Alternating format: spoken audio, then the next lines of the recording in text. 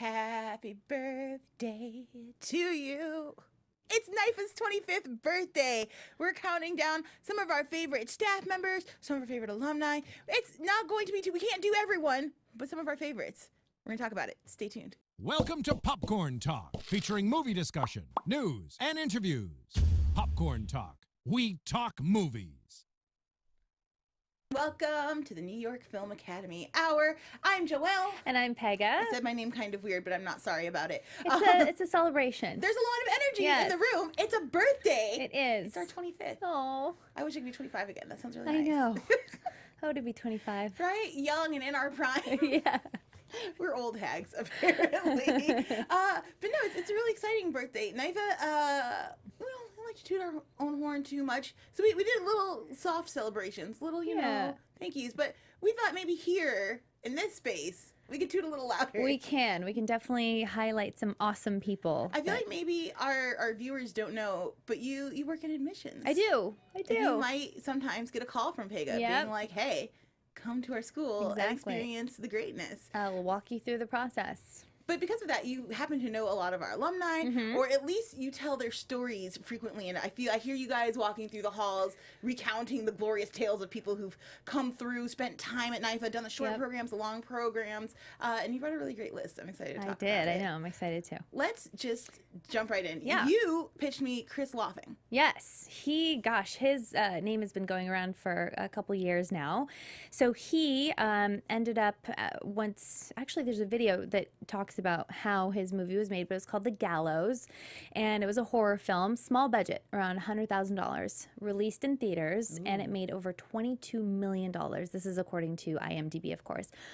So huge success given a small budget, and he just used his resources, and he networked, and he used his filmmaking experience that he, learned from the program and just ran with it. So that's the kind of stories we love to hear, Definitely. That financial turnaround is crazy. Ginormous. That is huge. I actually remember The Gallows being pitched at Cannes. It was on one of the main floors. They were selling it. They were looking for international rights, if I remember correctly. And I remember seeing the posters then and being like, I have to see this movie. It looks horrifying. Yeah, it got a lot of social media buzz. It was all around Twitter. We have to try to get Chris in here. We should. We definitely should. Actually, yeah, we have a connect to him. Oh, so, damn. Yeah, let's do it. I'm really excited. Hopefully he can share his secrets to success. We actually did an interview with him. Not us, but NYFA in general. Sat down with him, and he had a lot to say. So let's check that out. I was attending NYFA in 2009. The one-year film program. Chris was the first person to come up to Fresno and film something for New York Film Academy for his thesis. And that's how I met Travis when we started doing auditions and run-throughs of choreography and kind of started our friendship from there. After filming Cross, my NYFA thesis, I think I took a lot of resources because I did the one-year film program and learned a little bit about everything, like cinematography, lighting, editing. We were doing stuff constantly, 6 days a week. It was a blast. The whole process of The Gallows started shortly after I finished NYFA. We'd come up with ideas and I'd be writing them down, and after a while we said, okay, we've got kind of an idea of what this could look like. Let's shoot like a concept trailer. When we started filming The Gallows, we really had to bring at least a basic knowledge of camera work, lighting, editing to the table in order for them to just even get done. After we cut this trailer together, we realized, man, we've got something really cool here.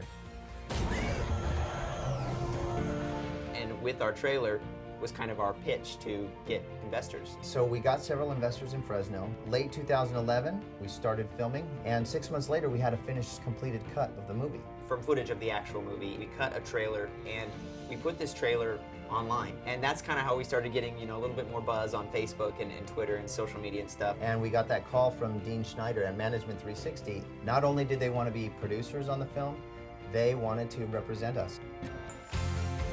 My NYFA experience, the biggest thing I took away from it was kind of that drive to just keep doing stuff even outside of class. Because the projects were so intense and hands-on, I had to be working constantly, even after hours, to get my films done, to get these deadlines met. I think you really can get so much farther just in your career and life with that attitude. NYFA helped put me in the right place at the right time to meet those people at the key moments in my life. Awesome. I feel like we just got a mini crash course. Like, I Yep. still want him on the show, but I also feel empowered to go out and make my own movies. Yeah, totally. That's pretty exciting. And I love that, you know, he used his thesis project as something to sort of launch off of. And that's so important to consider it not as like a homework project or just like an assignment, but actually use it after you graduate. So important. Definitely. Yeah. Moving on from Mr. Laughing, Tony Richmond, who has once been a guest on He's this my show. favorite. Tony Richmond is everyone's favorite. He Yeah. is our British grandfather. Yes. He says good morning to everyone, like the gentleman that he is. Yeah.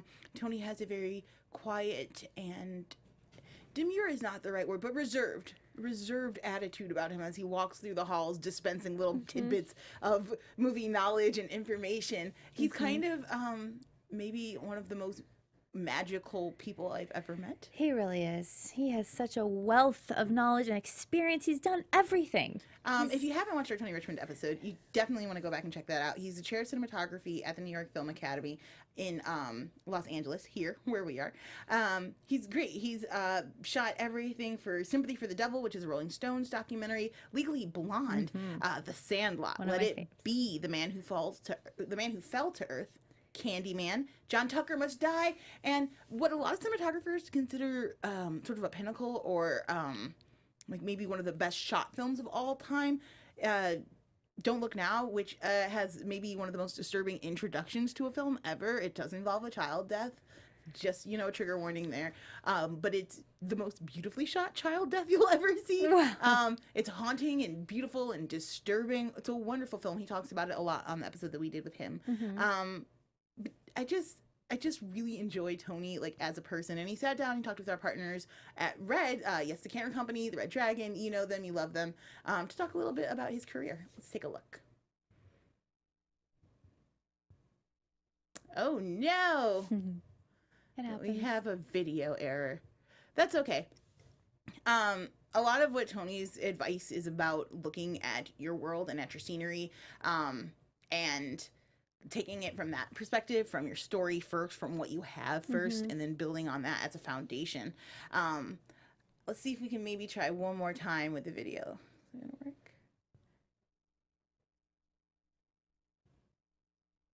There. Yay! Volume. Ooh, hold on, audio Here we listeners. go. Tony Richmond. I'm a member of the American Society of Cinematographers and the British Society of Cinematographers. And I've never done anything else other than be in the camera department.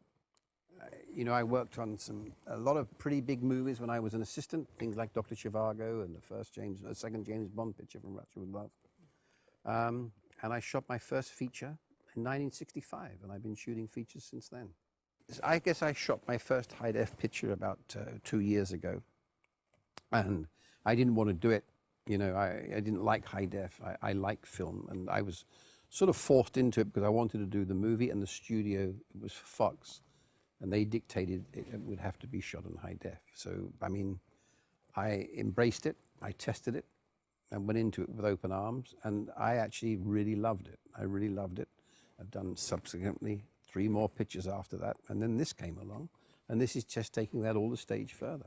And I mean, I'm not a businessman, but you seem to be at the right price point, if that's the correct terminology. You brought the camera to the studio to show me, and I was instantly, I mean, completely surprised because the whole thing came in 2 small suitcases. And that was fascinating. You set the camera up very, very quickly. And made it sound very simple. My guys got hold of it the next day, and they set it up very quickly, and it was very simple. It's a very simple camera to work with. I put Cooke lenses on it, Cooke primes, S4 primes, and the big Argino zoom and the small Argino zoom, and it just was fantastic. We shot at the beach, which I think is a great test for any system, because the beach is a nightmare to shoot. I mean, whether you're on film, whatever, it's just a nightmare. You're not in control of anything. And then we shot a night scene handheld in Westwood without light. We set the MacBook up in the coffee bean, And we all went there while the guys were wrapping the camera. We went over there and we put the cards into the computer and saw the stuff that had already been downloaded. And I saw my dailies straight away. It was absolutely fantastic. I didn't have to wait till the next morning. I slept very well that night. Magical person. What's very impressive, it's incredible at the low end. Incredible at the low end. And I was just really impressed. It goes so deep into the shadows. I mean, it's really fantastic. The night exteriors I shot, we shot in some well-lit streets. If you guys want to watch more of this streets video, that you had can no find light. it on Red's And YouTube channel, and we highly suggest it's all you go there. check that I mean, out. it's all there. The most important thing We that can came stop out the of it video is now. I'm back on the floor. I'm right there by the camera where a DP should be. When you shoot on the other systems, you're in a tent. I hate being in that tent. I mean, I really hate it because there's no way to judge anything. And you know, I mean, as a cinematographer, I would see things, and you know, even if it's to do with performance, you can just nip up and just whisper in the director's ear so no one else hears. And oh yeah, well you can't do that when you're in the tent. I mean, either you've got to run in, or you've got to use a radio, which is a complete nightmare because no one's ever listening. You know. So it is wonderful to be back on the floor, and that for me is a very important thing. Well, I think you're going to change the face. I think you're going to change the face of modern filmmaking. I really do. You know, a whole video, half a video. Amazing. Doesn't really matter. I could listen to him talk all day long. Literally all day long. Red has a bunch of those kinds of videos up, which are stunning and incredible insights. And I actually just went to Red hosted a film festival for the New York Film Academy last week. Yeah, last Thursday. Incredible. They we have, I think, 3 Red cameras at the Los Angeles campus, and a lot of our students, when they go to do their final projects, use the Red Dragon or the Red to You shoot mean their 3 different kinds, but we have tons and There's tons. so many Okay, cameras, good. yeah. And they basically said, send us your films. So there was a New York Film Academy committee, bunch of different teachers led by Tony Richmond selected 20 films, 33 hours of film, narrowed it down to 20 shorts, sent those 20 to Red. Red picked their 5 favorites. Amazing. And then held like an afternoon of a film festival showing those films, really promoting and boosting those students. And then at the end, they gave away 3 prizes: an audience award where the New York Film Academy extended family could vote online after watching these videos. That went to the film Monday, which was amazing.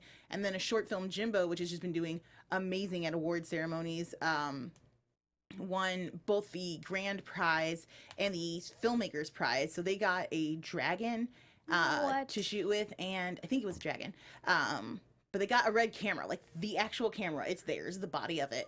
And then a package for a rental. So they're going to go be able to make an additional movie based off a movie they shot at NYFA. It was incredible. The students were super excited. And of course, Tony was just ecstatic to show off his cinematographers. Oh, he's always so proud of them. And he should be. Yeah. Moving forward, Issa Rae. I love her. You know, I just started watching Insecure, and I'm hooked. It's an amazing, amazing show. If you like watching shows where people make mistakes, where you're like, don't do it. Yeah, but it's so horror relatable. You're like, that's me. Like, it's just. Absolutely. I've been describing it as a horror movie without a monster. Because the whole time you're like, turn around, make better decisions, and then people, their lives are ruined. But it's great entertainment. And Issa Rae did so. Now, I'm not sure when she went to NYFA. I'm not sure if this is pre-awkward black girl or post-awkward black girl. But yeah, I want to say it's pre, but I could be wrong. But it's really cool to see how she was able to use the stuff she learned at NYFA to do this great YouTube program, which then launched her into, briefly she was with Shondaland, and then when that didn't quite click, she went over to HBO to do Insecure. Yeah, and she's also working for them by sort of programming, right? She's responsible for programming across the board.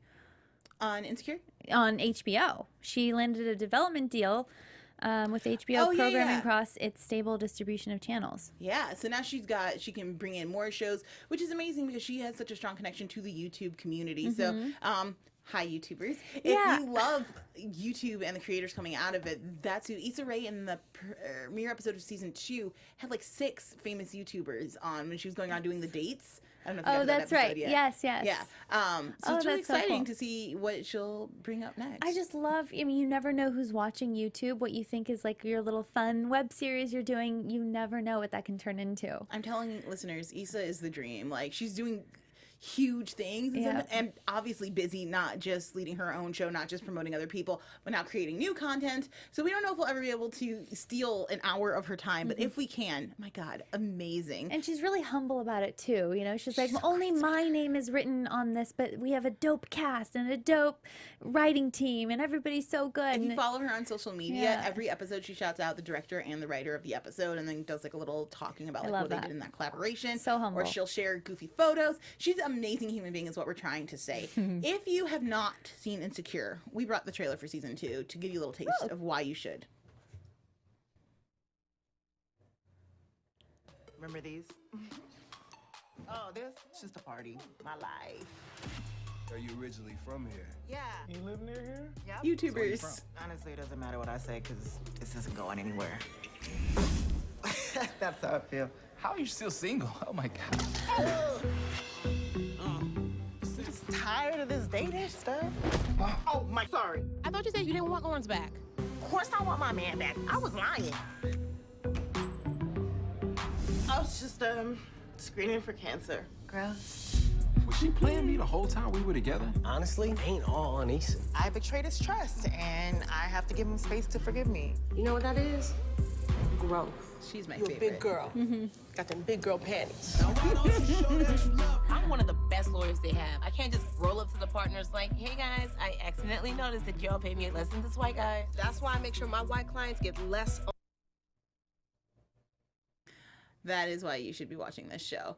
It's hilarious. It's super silly, but also it is a mirror image of the actual life that you are living. Maybe just me because I live in LA, but it's honest in a way that It I don't really is think honest. Many shows can be. Of course, many shows on HBO are. I'm glad Issa found a home there. I'm excited to see what she does next. Let's move right into the next one. Another Rich guest that we had on Thorne. here. Yes. Rich Thorne, chair of producing. Words important.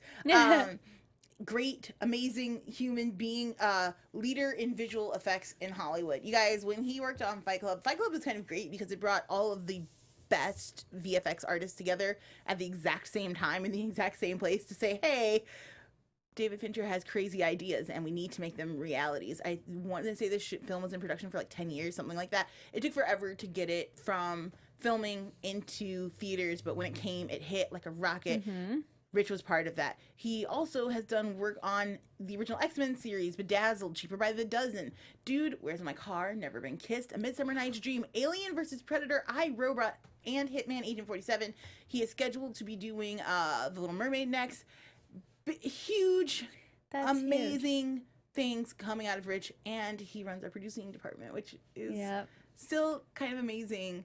When you start to think about how active and involved he is in the community, and then you get to talk to him, and he's just the greatest. So busy, but yet just so down to earth. It's funny because you never see Rich not working. Yeah. Even when he's having a conversation with you, Rich is like, yes, I'm hearing you. Multitask. I'm actually here, but also I have to answer this email and edit and talk to people. It's incredible, but his work ethic is translated really well to the students, to everything that he does. He's amazing. If you guys want to see more on Rich, I would suggest you check out the special features on Fight Club and just learn about the history of that if you don't know. If you do know, just watch Fight Club again because it's a fun movie. Next, the man who's doing every great movie. Every movie you've wanted to see in the past year, Manuel Garcia Ruffalo. We had him recently at NYFA. He did a little interview with us. Guys, I fangirled out a little bit. I'm not even going to lie. First of all, he's super attractive. I think he would be the first one to say. He knows, he's aware. But also generous in spirit and just so funny. Guys, like a lot of times I feel like I meet celebrities and they're just people, you know? They're just like, which is great. He's a person, but also you get where his stardom is coming. I get why every casting director is like, I need to have this guy immediately. He is super funny. But also he's got a look that says, you know, I could kill you if I wanted to. He won't, but he could. If you don't know what he's been in. The Magnificent Seven, which starred Denzel Washington, Chris Pratt, Ethan Hawke, and Vincent D'Onofrio. You got it. There we go. And then he recently has been cast as Marquez in Fox's Murder on the Orient Express. Which is, first of all, that's like a 6-person cast. So I can't understate like how impressive it is. Yeah. Like Magnificent Seven was great. 7 leads, amazing director. Totally worth, but like Magnificent Seven is Kenneth Branagh, and it's Johnny 6 actors. Depp, it's Michelle Pfeiffer, Judi Dench, Penelope Cruz, and Josh Gad. I mean, those are all huge stars. Huge names. And then our very own Manuel Garcia. Oh, Flo, as he taught me how to say. He is amazing. You guys should check him out here, talking about his role in Magnificent Seven.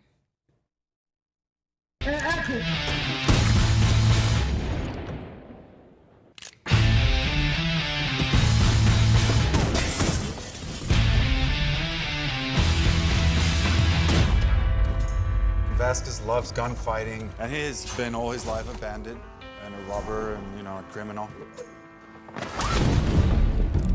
And he's been on the run for several months. Por likeness. $500 reward. Oh, you intend to get that reward? Got a business proposition for you. He doesn't have anything to lose because he has no family, no nothing. He's hunted. Ole, muchacho. During the dress rehearsal, he would walk in and he would take the guns out, he would just spin them. And I was like, it's like a bullfighter.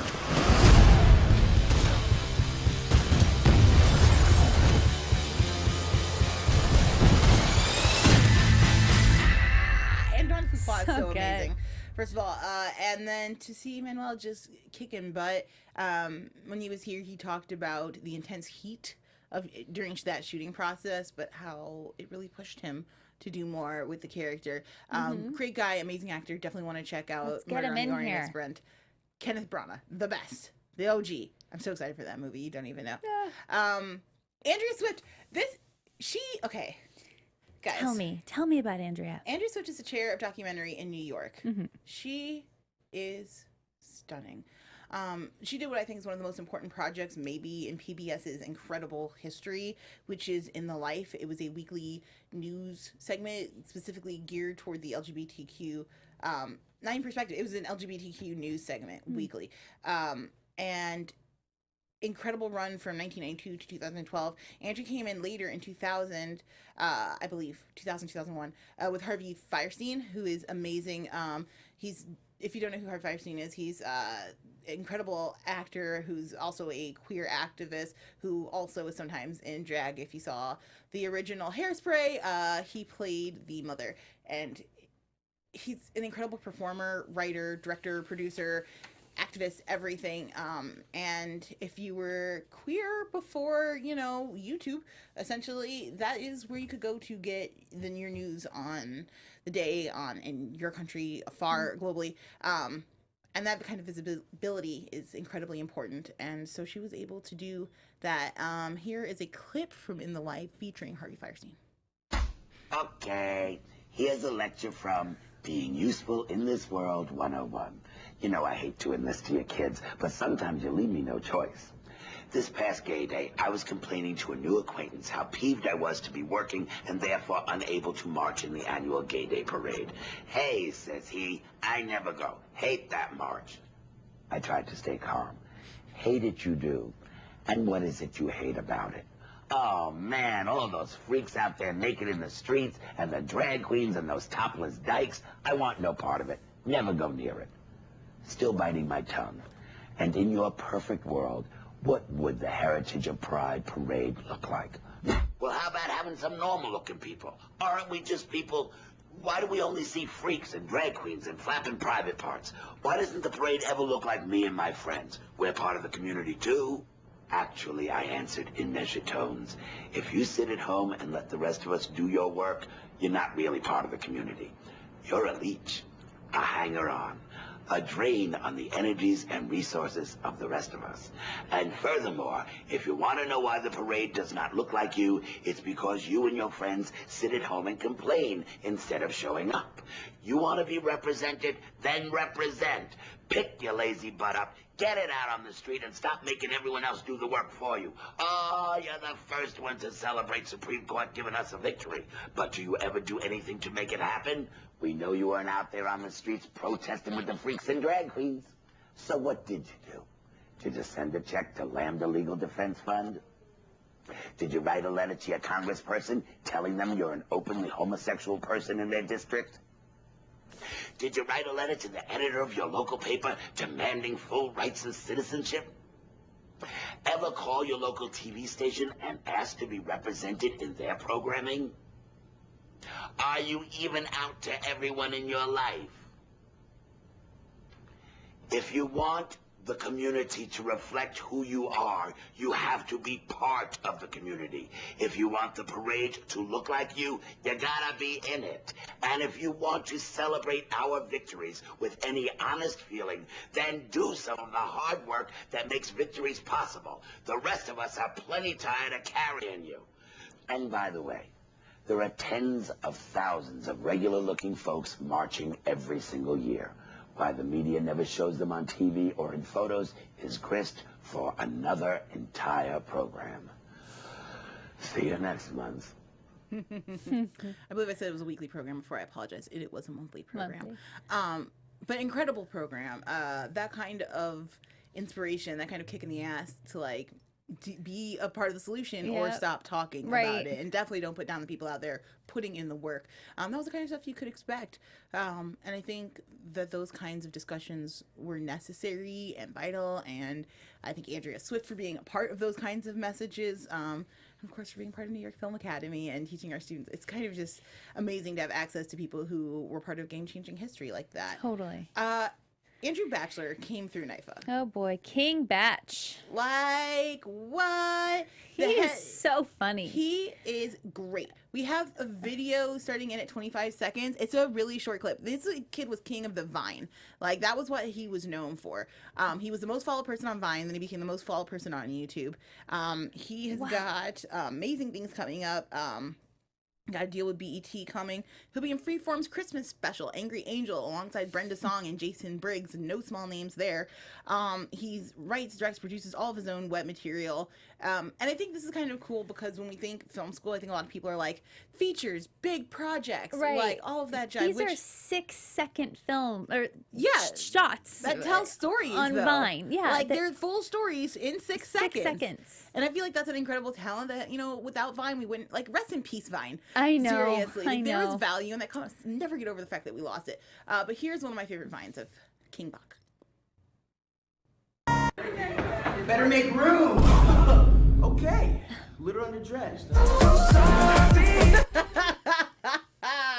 Anytime you have Michelle Obama, for our audio listeners, if you can't see, he's literally like slides in Risky Business style into the White House where Michelle Obama is hosting a small gathering. It is embarrassing. Gives a death stare. Yes, her classic Michelle Obama side eye, and then King Bach moonwalks out. Again, that kind of celebrity, that kind of status, that kind of connection.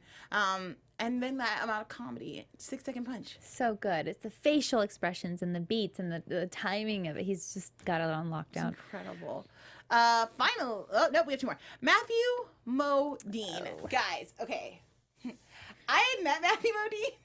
I meet so many people, but meeting Matthew Modine was kind of an experience because I've never met I don't even call it a celebrity, a working professional in a classroom setting. One that I've watched and viewed before. A lot of times I'll meet academic celebrities, you know, like the James people Franco writing and all of these things, the ones studying who you kind of expect to see in collegiate settings. Great. With Matthew, I had just watched Stranger Things. And then I get a call, and they're like, hey, Matthew's teaching a class this semester. You know, we want you to kind of go observe, take some photos, blah, blah, blah. You're like, Papa? I was like, yes. Well, I mean, because, you know, it's exciting to meet an actor. But it was really cool to see him do the work with the students. Oh, my gosh. And I know I say this a lot because, to me, education, like I come from a long line of teachers, so education is hugely important. And I think giving back, especially if you're an artist where, you know, we don't make a lot of money, it takes a long time to hit and start being successful. So it's a lot of years of just pure dedication and drive to get started in this industry. So when you have people who don't need to be teaching, they don't need it to be financially supported, they don't need it for, you know, themselves, they're just doing it out of the kindness of their hearts. It's incredible. Matthew had auditions for his class because it's Matthew Modine. If he's going to take the time, you know, he's going to be working with the best. So there was an audition process. I don't know how many students auditioned, but he got it down to 20 students. And he's like, I'm going to spend the semester molding these guys. By the time they leave his class, they're going to be ready for auditions. They're going to be ready to do the character work. They're going to have done not just their basics, but their next level stuff so that they are as close to professional as they can be in a semester course. It was incredible watching his students. Oh my God. Watching them. If you've ever been to a really good acting class, you've seen actors transform from doing one take to the second, which always it feels like magic. You're like first thing you're like, yeah, good, no, cool, great, you know, not stellar, but like a really solid performance. And then he'll go up, and Matthew has a very like calm kind of demeanor, and he'll always be like, okay, so you try this, you know. He's like, this is the history of this play, this is the text, and I want you to just take a minute and think, you know, and embody this portion of it. You know, he gives very good specific directions, not a lot. Then he goes and sits down in the center so that you have like his class is set up so it's like a bunch of rows here, here, here, here. Matthew. Oh wow. So you are performing to him. Uh-huh. I saw one girl go from like good commercial work to Broadway ready in about 10 minutes. It was stunning, and he gave all of that. He brings his stories. He's honest, he's open. And it was like, I don't know if you can tell, but I wanted to take the class afterwards. He's like, you want to hop up there? I was like, no, I embarrass myself in front of all of these future professionals. I don't think so.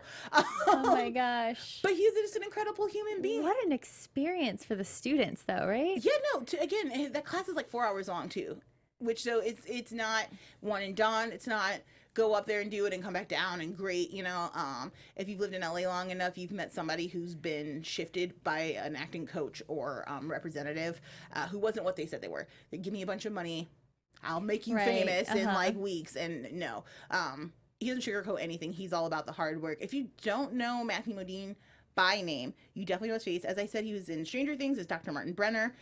He's also appeared as Joker in Full Metal Jacket, which is incredible film. He was Foley in The Dark Knight Rises. He hosted SNL in 1988. That's huge. That is amazing. Which I do everything I can to get Mr. Modine in here, talk to you guys. But if he decides to come, that's definitely one of the questions we're going to talk about, because SNL, back in the day, 88. He's also up. Now, I couldn't confirm whether this was President George Bush or just a guy who has the name George Bush. I'm kind of hoping it's a president. I'd like to see his take on that. In the upcoming movie Cigarette. Huh. But younger viewers might know him best for his role in Logic's music video 1-800-273-8255, which is a suicide hotline. We brought that clip so you could see him. I want you to be alive. I want you to be That's alive. Matthew. You don't gotta die. Now let me tell you why.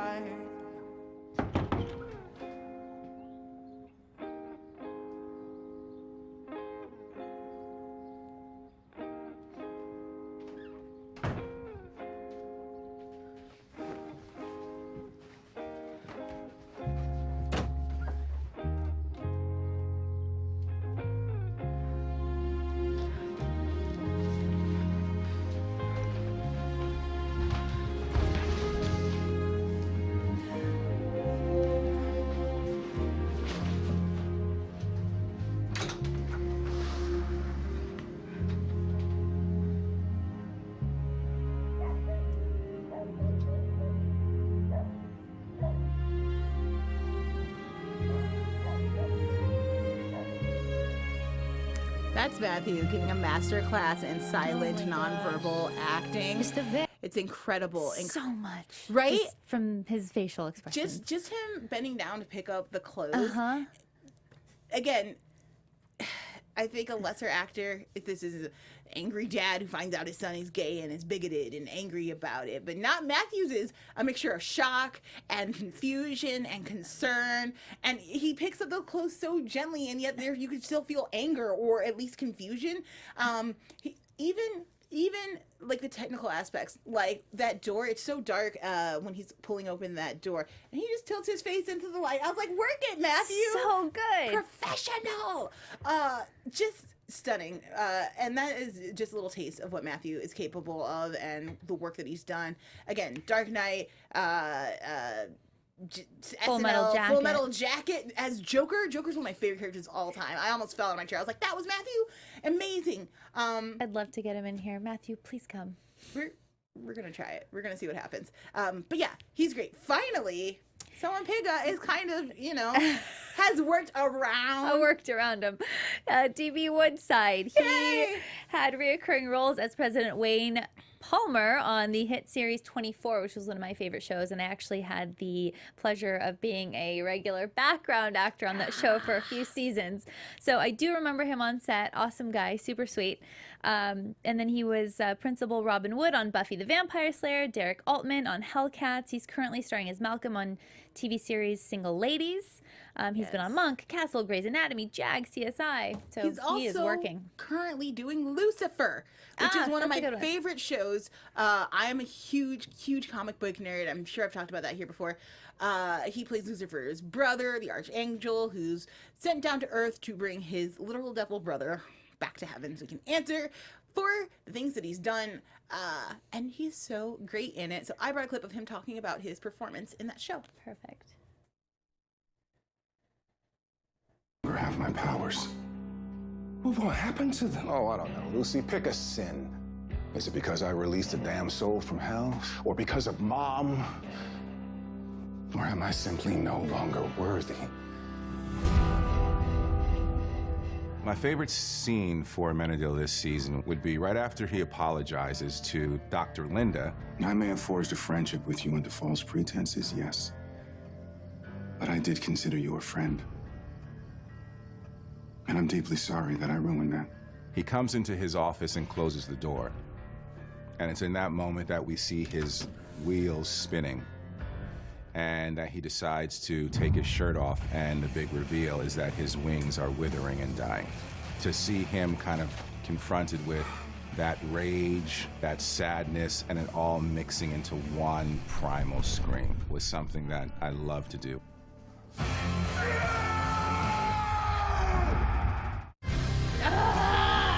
BD, so good. Another person I'm not stalking, but certainly after searching for, inquiring about, because he's done, like, if you're a TV head like we are, like, he's just everywhere. I loved him in Buffy. I think he made a couple guest appearances in Angel as that same character. He is just brilliant and stunning, and I'd love to hear about his time at NYFA and what he did here. Yep, we have some homework to do to get these people in here. We're gonna be trying it.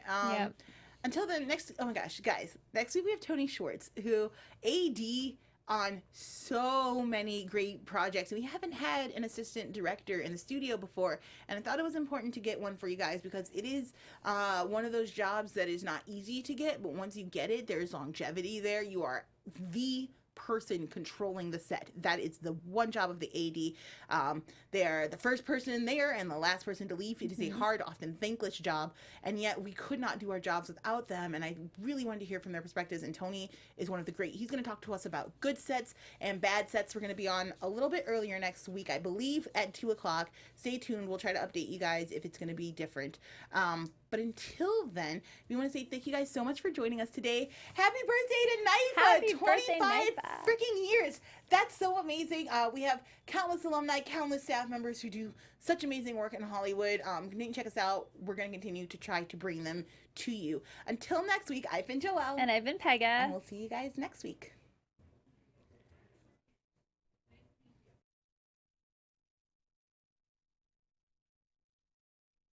From producers Maria Menounos, Kevin Undergaro, Phil Svitek, and the entire Popcorn Talk Network, we would like to thank you for tuning in. For questions or comments, be sure to visit popcorntalk.com. I'm Sir Richard Wentworth, and this has been a presentation of the Popcorn Talk Network. The views expressed herein are those of the hosts only and do not necessarily reflect the views of the Popcorn Talk Network or its owners or principals.